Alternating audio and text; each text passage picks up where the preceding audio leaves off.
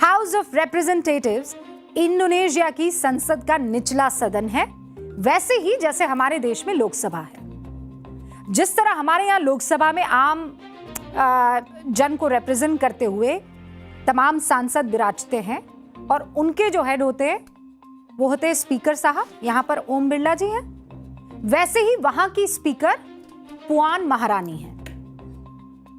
महाराष्ट्र कांग्रेस ने इस तस्वीर को पोस्ट करते हुए एक लाइन लिखी। लाइन आपके सामने है, कंट्रोल उदय कंट्रोल।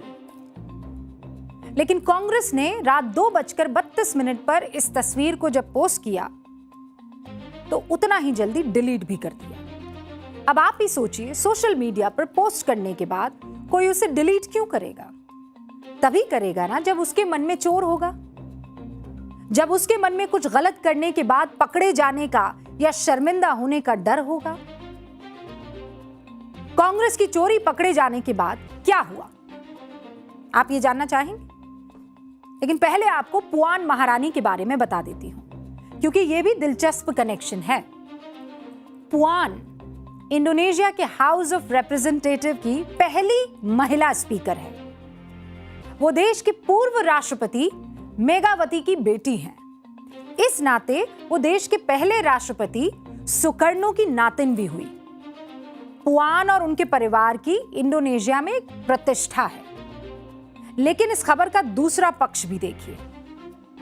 कांग्रेस पार्टी ने इंडोनेशिया की पहली महिला स्पीकर की मर्यादा पर कैसे कीचड़ उछाल दिया।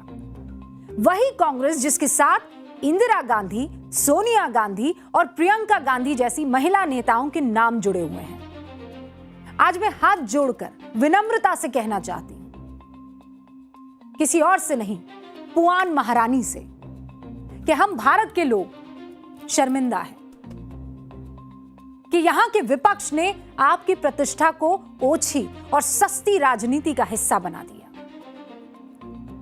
ऐसे में जबकि आपके देश का प्रधानमंत्री इंडोनेशिया में है,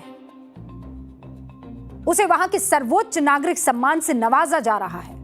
मैं पूछना चाहती हूं कांग्रेस पार्टी से, आपकी हिम्मत कैसे हुई मेरे देश के प्रधानमंत्री के ऊपर इतनी सतही टिप्पणी करने की? आपने दुस्साहस कैसे किया भारत के मेजबान देश को, वहां की महिला स्पीकर को इस तरह अपमानित करने की? आज मैं पूरे देश के सामने अपने प्यारे दर्शकों और जिम्मेदार नागरिकों के बीच खड़ी होकर कांग्रेस को चुनौती देती हूं कि वो जवाब दे। उनकी नेता कहती है ना, लड़की हूं, लड़ सकती हूं। आज मैं चैलेंज करती हूं कांग्रेस पार्टी को, वो इस तस्वीर के मुद्दे पर लड़कर दिखाए। हिम्मत है तो बताए क्यों उस तस्वीर को डिलीट कर दिया, या फिर पूरे देश के सामने आकर कांग्रेस पार्टी स्वीकार करे कि उसने गलती की है और अपने किए के लिए वो माफी मांगे। जाहिर है अब कांग्रेस ने चूंकि अपनी पोस्ट को डिलीट कर दिया है तो बीजेपी हमलावर होगी। पार्टी ने डिलीट की गई पोस्ट को साझा करते हुए क्या लिखा कि पहले कांग्रेस इस तरह के आपत्तिजनक पोस्ट को करती है, फिर जब कानूनी कार्रवाई होती है, अकाउंट सस्पेंड हो जाता है, तो लोकतंत्र के नाम पर रोना रोने लगती है। कांग्रेस का ये दोहरापन अब नहीं चलेगा। बीजेपी ये कहते हुए हमलावर है कि पीएम मोदी पर व्यक्तिगत रूप से और उनकी माताजी, परिवार और समाज पर 150 गालियों के बाद कांग्रेस और भी नीचे गिर गई है। एक महिला को घसीटने से भी पीछे नहीं हट रही है, वो भी एक विदेशी दौर के समय मेजबान देश की महिला को। इस मुद्दे पर आज मैं कांग्रेस पार्टी से 9 सवाल करना चाहती हूं, क्योंकि पोस्ट डिलीट करने से आपका अपराध मिट नहीं जाता। पहला सवाल, आपने प्रधानमंत्री मोदी और इंडोनेशिया की स्पीकर पुआन की तस्वीर को गलत तरीके से क्यों पेश किया? दूसरा सवाल, अगर आपके पास तस्वीर पोस्ट करने की कोई ठोस वजह थी तो इसे डिलीट क्यों किया? तीसरा सवाल, क्या बतौर विपक्ष कांग्रेस की भूमिका सिर्फ कंट्रोल उदय कंट्रोल जैसे सस्ते मीम्स तक सीमित रह गई है? चौथा सवाल, पीएम की विदेश यात्रा के दौरान ऐसी टिप्पणी करके कांग्रेस भारत की छवि सुधार रही है कि बिगाड़ रही है? पांचवा सवाल, क्या नरेंद्र मोदी को गाली देकर, अभद्र बातें कहकर कांग्रेस पार्टी मजबूत हो जाएगी?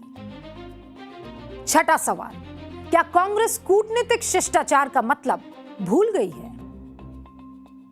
सातवां सवाल, क्या सस्ती राजनीति को ही कांग्रेस विपक्ष की भूमिका मान बैठी है?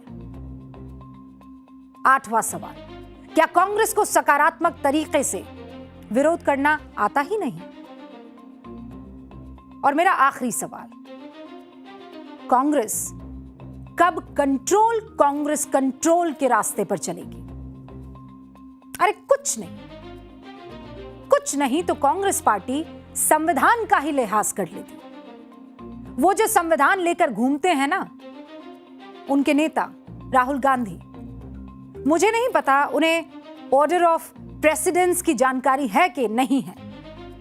आसान शब्दों में ऐसे समझिए कि ये ओहदों की एक लिस्ट है। इस लिस्ट में सबसे ऊपर देश के राष्ट्रपति हैं, दूसरे नंबर पर उपराष्ट्रपति हैं, तीसरे नंबर पर देश के प्रधानमंत्री आते हैं। इस तरह से छठे नंबर पर स्पीकर आते हैं और सातवें नंबर पर आते हैं नेता विपक्ष। मैं ये बात इसलिए कह रही हूं क्योंकि जिस संविधान ने देश में एक हायरार्की यानी वरीयता क्रम तय किया है, कांग्रेस कम से कम उसकी तो सुन ही लेती। लेकिन नेता विपक्ष राहुल गांधी की पार्टी कंट्रोल से आगे सोच ही नहीं पा रही। कल इंडोनेशिया में देश के प्रधानमंत्री नेहरू का जिक्र करते हुए प्रधानमंत्री नरेंद्र मोदी ने कल इंडोनेशिया में बेहद सम्मान के साथ कुछ बातें कही, उन्हें याद किया। प्रधानमंत्री ने वहां की संसद को याद दिलाया कि कैसे 1955 के ऐतिहासिक बाडुंग सम्मेलन में इंडोनेशिया के राष्ट्रपति सुकर्णो और भारत के प्रधानमंत्री जवाहरलाल नेहरू ने दुनिया को साफ शब्दों में बोला था कि आजाद मुल्कों को अपने फैसले खुद लेने का पूरा अधिकार है। लेकिन विडंबना देखिए, कांग्रेस पार्टी को सुकर्णो और नेहरू का यह सम्मान दिखा ही नहीं। कांग्रेस को राष्ट्रपति सुकर्णो की नातिन की तस्वीर दिखी और वो भी ऐसे उसे पोर्ट्रे किया गया। पार्टी ने रात 2 बजे एक भद्दी टिप्पणी करके उसे सोशल मीडिया पर डालकर अपनी ड्यूटी निभा दी। वो कहते हैं ना, जाकी रही भावना जैसी, प्रभु मूरत देखी तिन तैसी। जिसकी जैसी भावना है उसे वैसी ही चीज, वही चीज दिखाई देगी। और बात राजनीतिक युद्ध से शुरू हुई थी। महाभारत का युद्ध मैं आपको याद दिला देती हूं। कहानी यूं है कि दुर्योधन की सेना का विवाद गंधर्वों से हो गया। दुर्योधन बंदी बना लिए गए। दुर्योधन के सैनिक सहायता के लिए पांडवों के पास पहुंचे तो भीम बोले, दुर्योधन अपने पापों का फल भोग रहा है। लेकिन तब धर्मराज युधिष्ठिर ने जो बात कही उसे नोट कर लीजिए।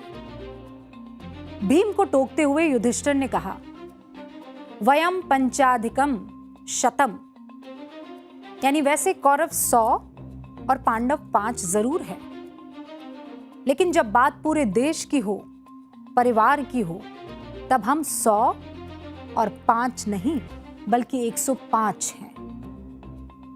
ये कहानी आज के राजनीतिक महाभारत में भी बहुत अहमियत रखती है।